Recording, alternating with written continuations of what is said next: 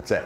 Okay, so I'm going to lead us off today with the freedom model. So this is a model that for the last sort of 10 to 15 years, we've been the mad scientists of at Vantage, and we've been trying to figure out ways that we can crack the code on how to live an amazing life and make a great living. Because what we've found, and I think what a lot of you might agree, is that this business can absolutely cannibalize your lifestyle. If you get any degree of success, likely that is what you do all day, and you take it home with you and you never shut off, and you start doing things like missing events with your friends, you say no to the ski trip weekend that you get invited to, you start disappointing family members and all those things. And so that's the life we want to try to avoid, but of course, we all are high producers, we want to make a great income. So how do you balance these two things? How do you continue to scale your income without scaling your workload simultaneously? So that's the model, and we have been testing different things with interns and different transaction coordination and all this different leverage that we've been applying over the years. And I think what we've determined is that there is two specific hires that everybody needs in order to reach the height. And I'm going to walk you through what some of those hires are and what the nuances are to that. So the freedom model, again, you'll notice a lot of my slide decks are freedom something. Everything is in the pursuit of this goal of freedom. So if that resonates with you, then you'll really like this presentation. We want to do everything we can to be able to create this abundance. We want to create this 10x version of our life. We want to create this amazing lifestyle for ourselves and have a big impact.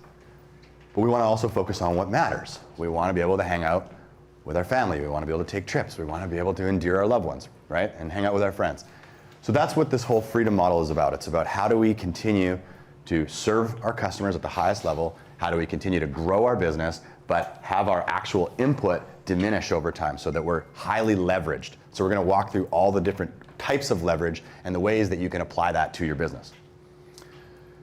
So there's 4 C's, 4 different types of leverage. The first is code. So this is just a nice way of saying technology, right? So you've got everything from a world-class CRM, and there's many on the market, to all the different marketing technologies that now exist, all the cool automations that we can use. This is leverage so that we can bring our message to the market at scale, so that we can stay in touch with clientele at scale. So having those is the first bit of leverage you'll apply to your business.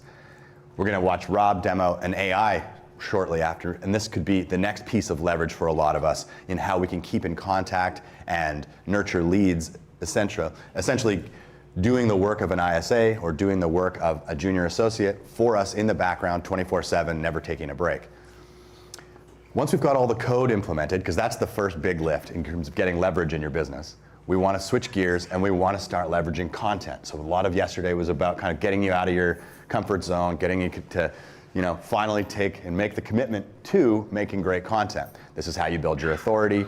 That is leverage. It's one of the most highly leveraged things you can do. You film something once, and then it exists on the internet forever and brings things to you. It's like an asset that appreciates over time. And so investing in that is huge. Then there's the collaborative side. This is where we start to add team members, and that's what the bulk of this presentation today is about adding team members at the right way and understanding how much to invest in that and how that stretches over time. So adding team members, that is truly how you get ahead and build something wonderful, is by assembling a team. We had a dinner last night and we were talking very much about how to assemble the team in the right way, how to attract great people, and that's what this business is all about. Whether you're on a team or whether you're building a team or a brokerage, it doesn't matter. Your limitation is going to be the quality and quantity of people you can attract. And so we want to learn the game of leveraging others to get ahead. And then capital, the last piece. And so you're taking your cash, the surplus that you create, and you're reinvesting and trying to leverage your capital. So investing in media is one of the most highly leveraged things you can do. You can take a great piece of content and put $50 a day at it, and all of a sudden now your reach expands to 10, 20,000 people a month. It's pretty amazing what you can do with a very small amount of capital. And of course, you can roll capital, larger amounts, into assets, and we talked a lot about that yesterday. So that's the last form of leverage. You want to make sure you've got all 3 of these other pieces before you start trying to leverage capital. The unfortunate reality for most real estate agents, the statistic North America wide, is that 85% of agents have no assistant. They're just operating solo. which means they have zero leverage, which means in effect they are the assistant. They spend a very large portion of their day doing administrative tasks, and they do things that could be outsourced or could be delegated for $20-something an hour. So we're going to talk about the time value of money, and I imagine when Dan hits the stage, he's going to talk a lot about breaking that down as well. So why has real estate lagged behind some of the other more esteemed professions? For us, one of our big whys is we want to elevate what it means to be a real estate professional to that of the accountant, the financial services, the lawyers, the dentists. We want to be in that space. We don't want to be down kind of adjacent to used car salespeople. We want to try to elevate it, right? And no shade on used car salespeople. I grew up in that world. But we want to elevate it. But our industry has lagged behind. These other industries, they have literally university level courses that, so to go and support a dentist, you can go to dental school and be a dental assistant, right? We don't have that for real estate. There's no widely accepted role, there's no widely accepted org chart, there's no widely accepted business model for real estate. And so that's why we've lagged behind. These other industries have clearly defined career paths. So that's what I've been trying to figure out over the last decade is how do we create a clearly defined career path for a real estate professional, both on the license side and on the administrative side. Why these other professions work, again, they have the clear definition of pathway. They have very specific specialized roles. Specialty matters a lot when you're trying to train someone to do something effectively. And they effectively use that leverage to grow their practice. And so it looks like this. You start at an accounting firm or a law firm as a junior, and then eventually you might make a senior role, and then eventually you'll move up to potentially partnership. And so that clearly defined pathway is what attracts great quality people to that industry, and it's what allows them to know what they're doing, that they're on the right track for the next decade. So what we've tried to do is model that in a real estate setting. So when you join our team, you might start as an intern, and we have people in this audience that have started that way and who are now all the way to the partner level.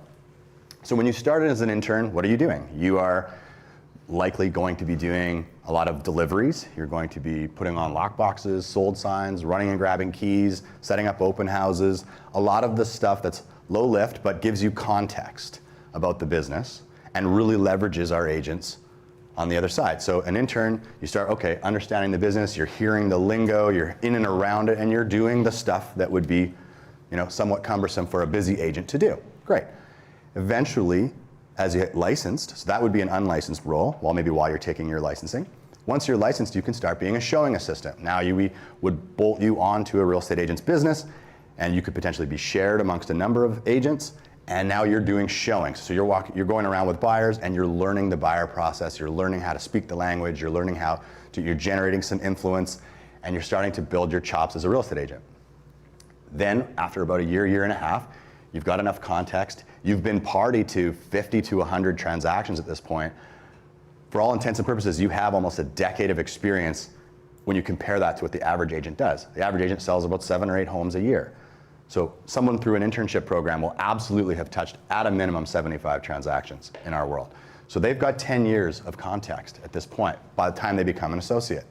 And now they are able to take listings, they're able to take buyers on their own, and they start to build their own book. But they've worked under top producing agents, so they've already built those habits. They've already learned how to do the presentations. They're not coming in green. And so from there, after that, now we have the opportunity to build a team around them. As their business grows, as they get to the space of doing 4 and 5 deals a month as well, they now get a team built around them. And you can see new interns come in to leverage them. And it becomes this cycle of leverage. Does that make sense? And then eventually there's leadership opportunities, senior partnership, where there's profit share, there's equity opportunities, things like that. So that's the progression. And so going back to what we were talking about yesterday with vision, the idea as you build your team is to make sure that your vision is large enough to encapsulate the vision of anyone who would be starting. Similarly with administrators, we have a really defined clear career path now for our admin. You would start as a receptionist, and we've had this working now for the last couple of years. We bring in great people who we know can absolutely move along in our organization and move up in our organization, and we train them on the front desk. They start learning how some of the transaction coordination works. Eventually, they get into transaction coordination. They move up. We hire a new person at the front. And then over time, as they get better at transaction coordination and they become a more senior transaction coordinator, they can get into a management leadership role within that space. And then eventually, and we've had this many times, Kelsey's an example of it, where you came up through the ranks and eventually you were running the whole organization. You were the operations person. And so a full seat at the leadership table can exist for those people, and we're talking six-figure salaries. It's really important also that we don't approach administrative leverage the way a lot of people do, which is we say, how little can we pay for this? Right? We've had conversations about this. Hire talent, hire people and pay them well, because what I have found is that an A player may cost 20 or 30% more than a B or a C player, but they can get 3 times the amount of work done. What Kelsey was able to do in that role is amazing in comparison to what some of the sort of entry-level people that we've hired because they were inexpensive. Like, it's so, they're at two opposite ends of the spectrum. All right. So I want to implore you all to just stop doing low-level shit. Just stop. Okay? We want to get some leverage in this business. Buy back your time, and let's figure out what your buyback rate is. I can tell you it's higher than 15 bucks an hour, and a lot of people don't realize they're burning 96 hours every single month doing stuff, just personal stuff, right? Nick, you've just found this out. You've hired somebody in your world to come and leverage you, and you bought back this time, right? I was looking for you there. And so this is huge. If you just stop doing the cleaning, the laundry, buying, prepping, and all this, like we do meal prep now, we win back that time. Right? It's not that expensive. It costs like 600 bucks a month to have your lunches delivered to the office. It's nothing, right? Having a cleaner is a few $100 a month, not a big deal. Having someone do your grocery shopping, not a big deal. You're gonna win back 96 hours, and there's a hidden cost to these items as well. They take energy, right? That's energy you no longer have to build your business, energy you no longer have to get into the flow state. Imagine if you took these 96 hours back every single month and spent that time in a state of flow working on your business, working on your vision. Right? But we do this kind of stuff because we have poor people mentality, so we invest time in order to save money. What we should be doing is investing money to save time so that we can work on high-level stuff, that deep work. So we got to always know our return on time. So the easiest way to do this, and this will be uncomfortable for some, is to take what you made last year and divide it by 2,000. That is what your current hourly rate is, and I'm probably spoiling what Dan's going to share with us because his whole book is about this. But the buyback principle is that you know your buyback rate, and if you can get it done for less than that, you should. So if you made 100 grand last year, divide that by 2,000, you're $50 an hour. And you can do the math from there. There's lots of leverage you can get for below $50 an hour. A lot. Quick question on that. If you own a business, would you do the revenue or the profit? I would take your income. Personal income. Okay. Yeah, I wouldn't take your revenue. Yeah. So you might say if I can get it done for 1/5 of my gross revenue, is another way of doing it if you're a business owner. Another key tip here is to buy time like a rich person, buy stuff like a poor person. We often get this one wrong, right? We do it in reverse. We try to ball out and buy stuff as rich people, and then we don't buy our time back. And so we stay in that loop. So there are 2 key hires for real estate professionals that you need. You need someone on the administrative side, and you need somebody on the licensed side. This is how you buy back your time. You can kind of 80-20 your business twice. First of all, you want to remove all of the administrative tasks, and then you 80-20 your business there, and then you do it again on the licensee side. So let's walk through that a bit. We all know what an administrator can do, of course. They manage the operation, right? They handle scheduling, they handle your paperwork, they handle the whole transaction coordination, a lot of the client communication, they liaison between the client and the mortgage brokers. There's a lot of things they can take off of your plate, a ton. And having a great admin is the biggest unlock in this business. If you don't have one, this is where you must start. You need to get a talented person there. A talented individual on the admin side will be your biggest unlock. Then, internship. Where a lot of people go wrong is they immediately bring on somebody as a buyer's agent or a showing partner, and this model that we all don't really have a agreed upon model, a lot of it just goes to a 50-50. So you start bringing on team members and giving away 50%, and you'll quickly learn that relationship or that business model doesn't work because A, you don't want to give away the juicy clients to them. B, they eventually will leave. And so you haven't actually created leverage. What you've created is a period of time where you're super responsible for somebody's livelihood, and then they leave. It doesn't really work. So the internship is good because they come in with a different frame of reference. They come in with a different mindset.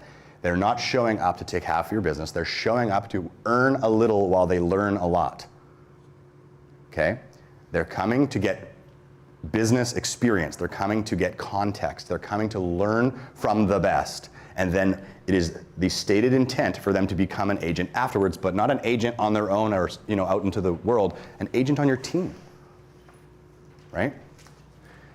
So these interns are doing all of the field work for you. So suddenly you're not racing over to deliver feature sheets anymore. You're not running down to go in bridge traffic to put up a sold sign, right? You can stay in the pocket and do what we do well, which is business development. So an intern is a huge unlock, and when you get this right, you don't refer to them obviously as an intern when you talk to clients. The way that you talk about it, or the way that I like to discuss it, is it's like a dentist, dental assistant, or a doctor, nurse, right? And so what I would say to my clients is, this is actually a great 1-2 punch for you because you're getting my expertise.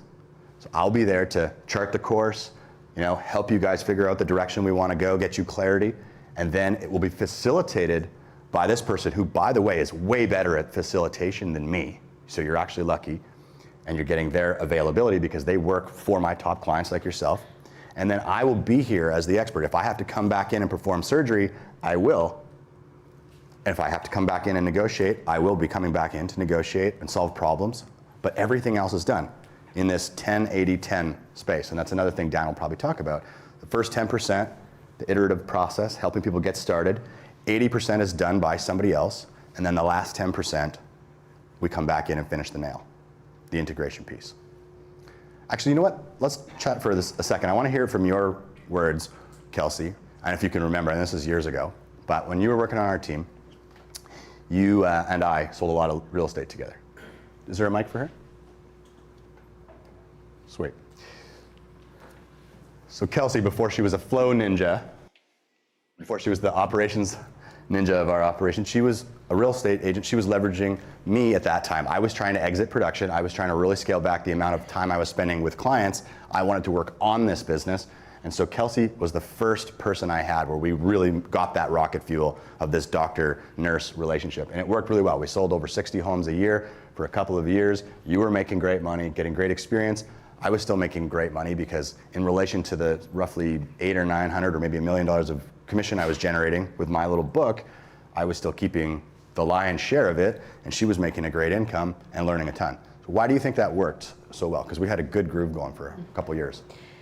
Yeah, I think part of the reason is in terms of working with a client, like AJ said, I was always edified. Like we would typically have that first initial meeting and the client would start to build trust in me, and then I would take up that 80%. AJ would usually come back in at the negotiation stage, which kind of eventually ended up fading out to a large degree.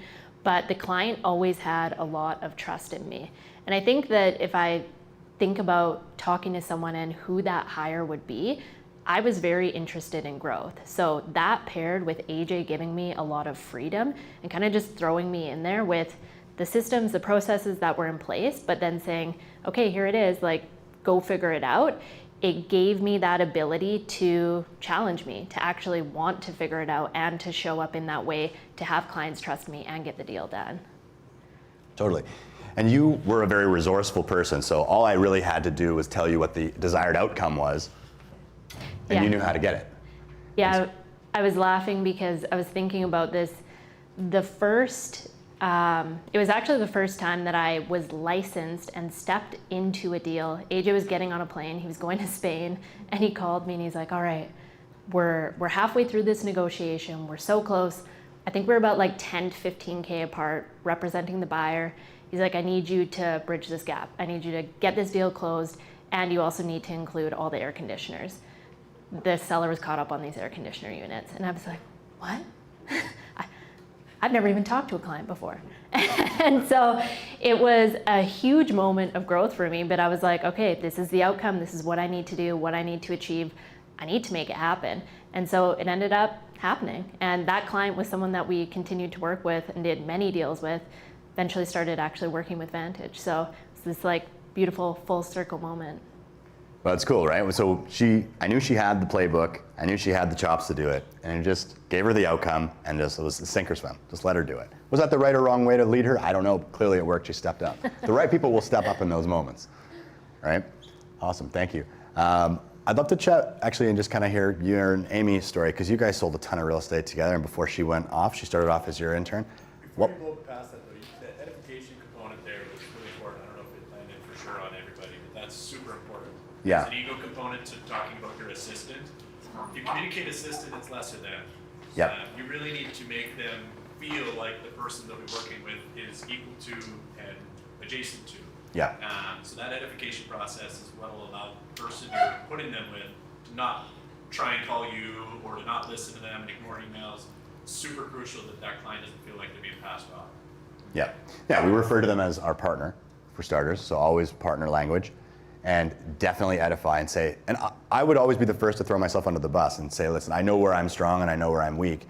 And Kelsey was so much stronger than me at managing a process and at managing that relationship. I knew I was very good as a deal doctor, very good at creative strategies, very good at negotiation, good at helping people get clarity on what they want to do, and good at, turning the screws on the other realtor at the end if I needed to close the gap. But other than that, everything else, this client was way better off working with Kelsey. Now, I think a lot of people probably struggle with, they think they're the best person for every job. And so maybe my fortunate uselessness in many areas helped me get out of my own way sooner. But I think what we have to do is recognize that our clients do not demand our presence. They only demand our standard, okay? That's huge. And the thing that people want to know is that they have the best possible care. And if you believe, and I was convicted about the fact that, listen, if I'm doing the expertise part and she's doing the facilitation process, these people are gonna get the best experience. I was convicted in that. So I was able to transfer that comfort and edify her like crazy, and we were able to give clients a great experience. Yeah, and just one more note on that. Being in that position, one of the other things I did was also make it very apparent that AJ was still involved, that he was part of the process, that he understood and knew where everything was at, so that they didn't feel like that he was fully removed from the situation at that point. Even if at times he wasn't. Yeah, there was an Yeah. optics component to Exactly. that, right? But there was a transfer of, she understood how I negotiate, she understood how I solved problems, and so even indirectly, even though I wasn't directly solving that problem, she could still optically say, AJ suggests we do this. Well, I do, at a global level, suggest that that's how we operate. And so she just understood the playbook and was able to create a great experience for clients with very, very small percentage of my input. We run nice add-on to all this is we have a group chat. So my partner and I with the clients, every client interaction will be through a group chat. Of course, there's phone calls as often as possible. That group chat's awesome where if there's a thing that I should be doing, I can chime in. If it's administrative nature, he'll handle it. We both kind of know our lanes. Brad does his lane of it. Anytime there's anything high-level doctor-ish, I'll step in and he'll refer to, spoke to Nick, this is what we should do. And sometimes him and I haven't even talked. He just knows what I would have wanted. Yeah, that group chat's huge. Yeah, because that creates the connection.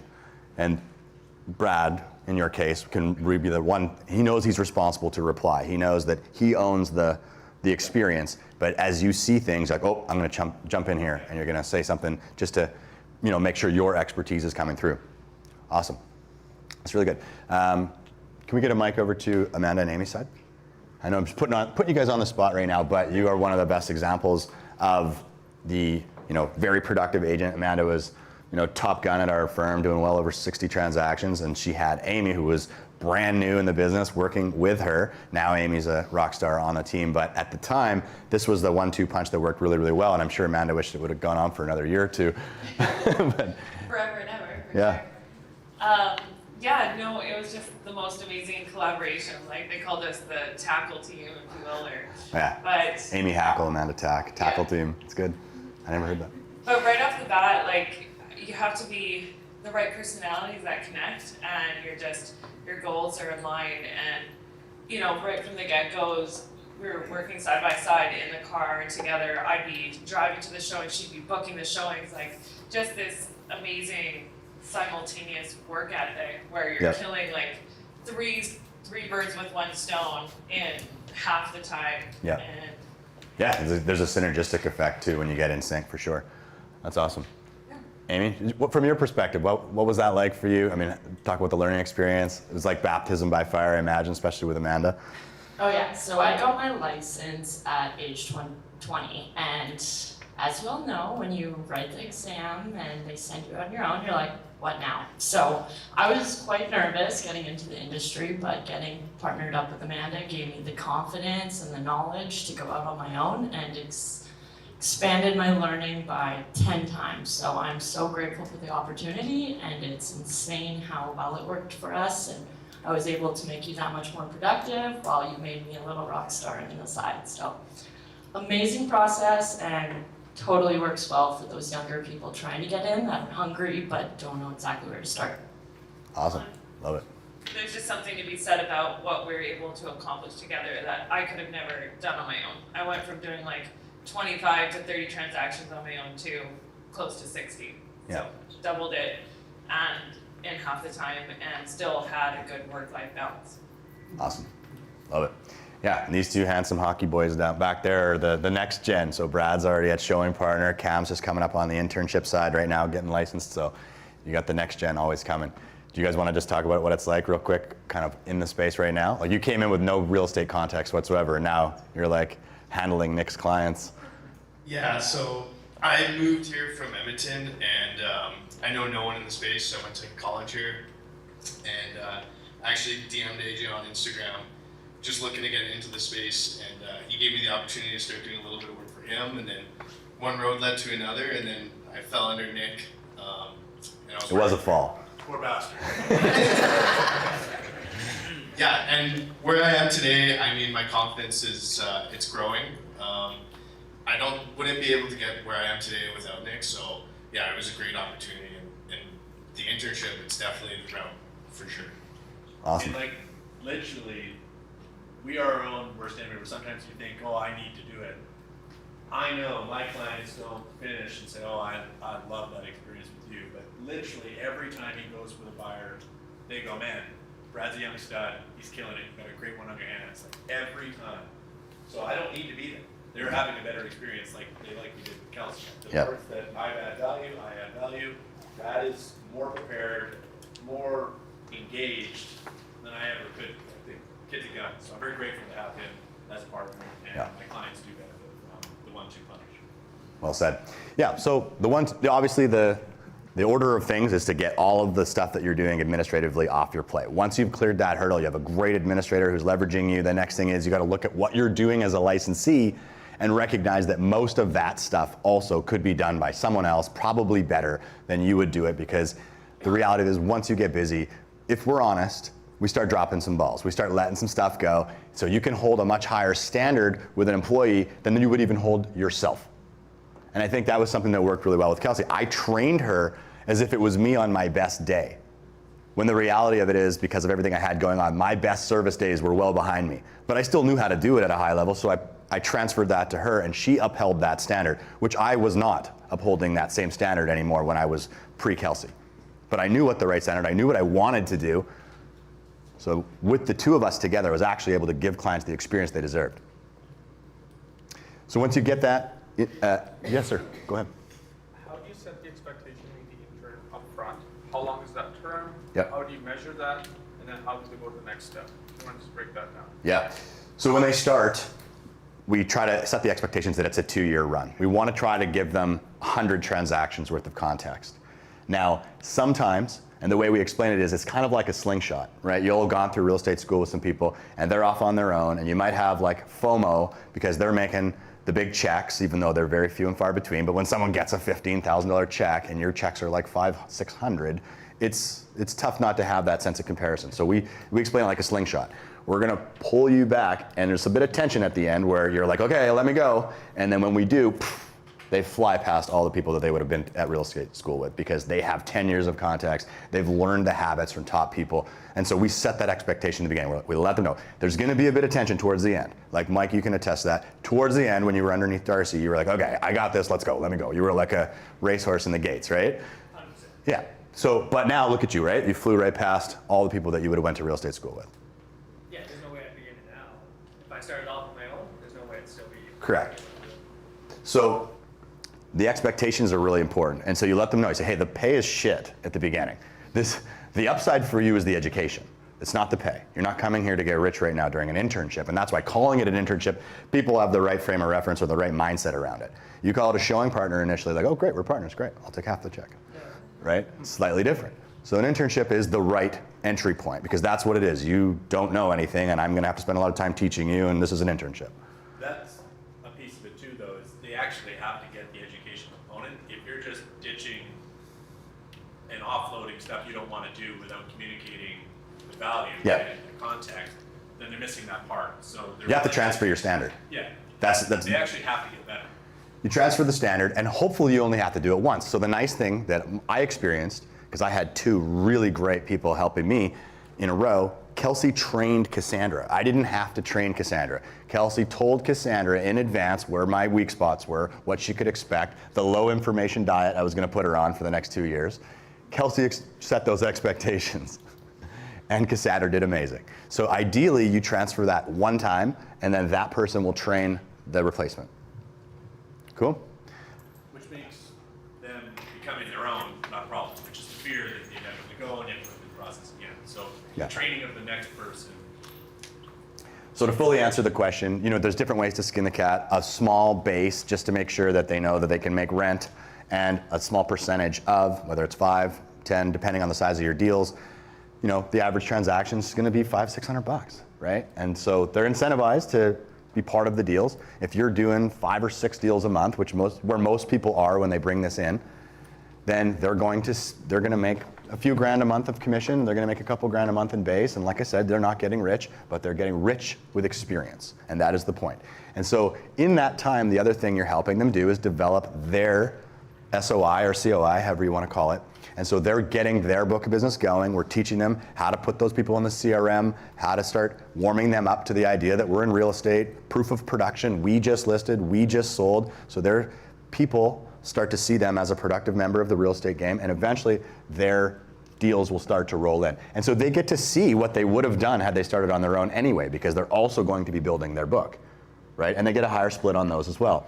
So someone could, if they had a good network and they were really working their center of influence, could get out of the internship sooner if it made financial sense for them to do so. It would make more sense for the team leader as well, because there would still be a split. We'd say, look, I'm holding you back. You've clearly got enough COI stuff, get out. We haven't seen that happen yet. It's very, very rare, but that is another way out of the internship, is if your book of business is just that lucrative, that we'd be holding you back. Any other questions on this before we move on?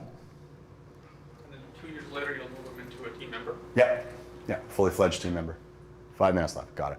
Okay, so the purpose of all this is to leverage your productivity, right? Showings, all of this stuff handled by someone else. The transaction management piece, all handled so that you can focus on stuff that really matters. You wanna delegate everything that doesn't absolutely move the needle and create new opportunity for your business. And what this will do as it spools up is, as your income increases, as your caseload increases, you're selling more and more homes, the ideal scenario is that your workload simultaneously decreases because you're getting leverage, right? And so that's the goal. It doesn't work out perfectly. There's periods of time where you feel like, okay, I'm working twice as hard because I'm training this person and I'm doing the deals. You guys are in that space right now. But when it clicks, you get this rocket fuel where you're like, okay, I actually got my evenings and my weekends back. We're humming along, we're selling 6 homes a month here. Now I have the time to attract other team members, find more talent. I can work on marketing, I can do the deep work, I can get into a flow state. I got some space. And I can go on that ski trip on the weekend and get my life back again and do active recovery and start doing things that make and light me up again, right? And that makes the business so much more joyful when you can get a bit of a life back, right? Because selling a bunch of houses and having no life, it's fun for a bit. You win the Top Gun or you win some award or whatever, everybody gives you the accolades, and then at the other side of it, you're like, oh, I still don't have like anything that lights me up going on. Cool. So when you make the shift, what do? Right? The idea isn't to get all your time back and then just, wake surf all day, although you should do some of that. What do? So you manage your key relationships. You never want to abdicate that. You can't get away from that. That's probably one of the highest leverage things you do. Aaron, you do a great job of managing all the big key Calgary relationships that you have in the new construction world. Landing those big accounts. Game plan meetings with your team, right? That leadership piece. The negotiations is probably one of the core competencies you want to at least appear to be part of because it's the most referable skill. So always hang on to the negotiations. Spend your time building your team. You know, chief revenue officer stuff. Building revenue, which is marketing, it's sales, it's all the different pipeline stuff. That's the stuff you want to be working on. Things that have things that are highly leveraged, where you do them once and now you have it. Coaching, deal doctoring, studying the landscape. We were talking about expertise. You have to have a little space in your life to actually look at what's going on. What's going on to our neighbors? Where's the in-migration coming from? What's the trend? What's happening macroeconomically with interest rates? What's that likely to do to values? All of those things, you need space to think about that. So that's what we want to be doing. We want to spend some time with the time we have back studying the landscape, increasing our expertise, increasing our authority. Obviously, making content is a big one for sure. Developing new products and services. With all my free time, I started developing all these seller options. I went down south and started networking with people who were worried about instant offers, and they were worried about all of these open door offer pad. I'm going, okay, if this is a big worry and it's gaining traction, how can I develop it here in Canada and be the first mover here? I had space because Kelsey had the clients under control, so I could go down to Nashville for 2 or 3 days and learn from some of the best people and come back, reverse engineer it, and put it into our business. That was a highly leveraged thing to do. It took me a couple of weeks to figure it out, and I had to be in that flow state to figure it out, but I had the space to do it. Otherwise, I wouldn't. And obviously, overall strategy for your business. This is CEO stuff. This is what you want to be doing. You want to make the shift from an operator on the tools all day to a CEO, someone who runs a business. Small business, big business, doesn't matter. CEO stuff is the same. Now, as you do it, you want to make sure you're in the right gear. I touched on this a little bit yesterday. I talked about how, I think there was a question like, how much do you invest? So with staff, I mean, the perfect P&L, perfect, most highly leveraged, optimal profitability would be 10% of your gross would go back into support staff. Now, we spend more than that because we are often funding the business that we want, not camping at the business that we have. And so it will stretch, and this is where I talk about sometimes gearing down to speed up. You might invest 20% of your revenue for a period of time. Let's say you're making $250,000 for an example. You might invest $50K a year, which was 20%, into a good administrator. You might not get a great administrator for $50K, but let's just say this is where you're starting. $50K, it's 20% of your revenue. How far will that take you? For sure to $500,000. So what is that now? 50K is what of $500,000? It's 10%. So now you're right on time. You're right on the perfect P&L. So what do? Do you stop there and you just camp? No, you allow some of these funds to accumulate, get a bit of a war chest going, and then you invest in, you gear down again to get some extra torque, and you invest in the company that you want. So now you go, okay, I want $1 million worth of revenue, so now I'm going to invest 10% of that, which is $100K. Now that's 20% of where you are. So you're back into that 20% space for a while, and you fly through that for a while. Get up to $1 million, allow the cash to accumulate a little bit, build the war chest, and then figure out where are we setting the next target? Is it $1.5 million? Is it $2 million? What are we doing? Does that make sense? So this is this sort of cycle, and it doesn't have to be year after year. You can do it quarter after quarter, and this is why we live in a 12-week year, because it allows us to compound quarterly versus waiting annually. So there are these camp and climb cycles. So you gear down, invest in the company that you want, you climb, you get there, and then, okay, we now spend 1 quarter camping, hopefully recouping some of the capital, filling the war chest again, and then off we go again, funding the team that we want. This is a really good measure of overall efficiency. Super quick acid test on whether or not you're growing in the right direction. It's very simple. It's called PPP, productivity per person. Okay, this is a writer-downer for sure. It's a very easy test. How much revenue is your company generating? How many people are on the team? If you are generating $500,000 and it's you and your assistant, you have a productivity per person of 250K. Does that make sense? You don't want to see that as you grow. You don't want to see that number going down. That means you're adding too many people. And I went through this period where our productivity per person went down to like 120K. We had so many people on the team, and it was like, okay, we're not profitable. Why? We have way too many people for the revenue we have. So you have to be watching this number. And this number, as you grow, should get more and more efficient. So this measure, this KPI, if you will, is a measure of operational efficiency. There's economies of scale as you grow. You get to share one assistant leveraging 3 people, 4 people, right? the marketing will leverage more people. All of these things should give you economies of scale. So as you grow, let's say $1 million organization might only need 3 people, right? And so now you've got 333,000 productivity per person. A $2 million organization might only need 5 people. So now you have $400,000 productivity per person. This making sense? So it's just every year or every half a year, just take a look at this. Go, what are we generating? How many people are on the team? Are we going in the right direction here? And there's a period of time, if you know you're in a gear down phase, you know you might be a little light, but you got to look at how far will this take us before it breaks again. And so it kind of looks like this as you go. You're trying to create this margin. Let's just say it's 30%, your perfect P&L. It's not linear. Okay, you're never going to be in this linear space. You're going to be in these little seasons, right? Where you're investing in, and then it catches up, and now all of a sudden the profitability is there because the revenue has caught up to the investment. Does that make sense? So invest in the team that you want, not the team that you have, and you'll continue to grow. And this is kind of what the cycle looks like. This is a good one to take a picture of for sure. And so what we measure, or what we analyze, now we have a P&L. Do you guys have currently a P&L? If you don't, get a P&L. That's where you start. First, you got to have a bookkeeper to do that for you. And now you have a P&L. You know your income, you know your expenses, and you look at it, you analyze it. Okay, now you try to optimize it. What am I spending? What's out of line? Should I invest more? Sometimes people, when I coach them, they realize, oh, I'm only spending 5% of revenue on lead generation. Okay, well, you should be spending 10. So let's spend some more there. And they go, oh, I'm also spending like 25% of revenue on staff. Great. Well, you have a staff that, unless you're going to, remove somebody, that staff's got to take you for like the next $1 million of revenue. Can they get you there? That's the question, right? So that conversation, that optimization needs to take place. Once you get it optimized, you go through that period of growth. You get some scale. Then, with that additional revenue, you now have the opportunity to invest that into things that build your wealth. Whether it's content, whether it's limited partnerships, whether it's real estate, whether it's assets you're creating, that's the reinvestment back into it, and it just goes like this. It cycles. So I'll leave you with this thought, and then we'll bring Rob up on stage. Always invest in talent. Always be willing to make the investment in good talent and bring people on. You're never not hiring. You're always looking to bring someone on. Make space for them however you can. If someone sends you a DM, even though we were not hiring at that point, but I like the fact that he was willing to send me a DM, so we made some space for him.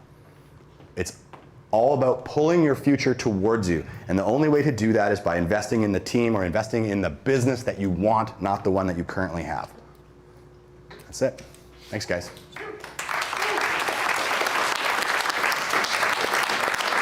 All right. Just because we started a tiny bit late, I think what we'll do, we'll keep rolling, or?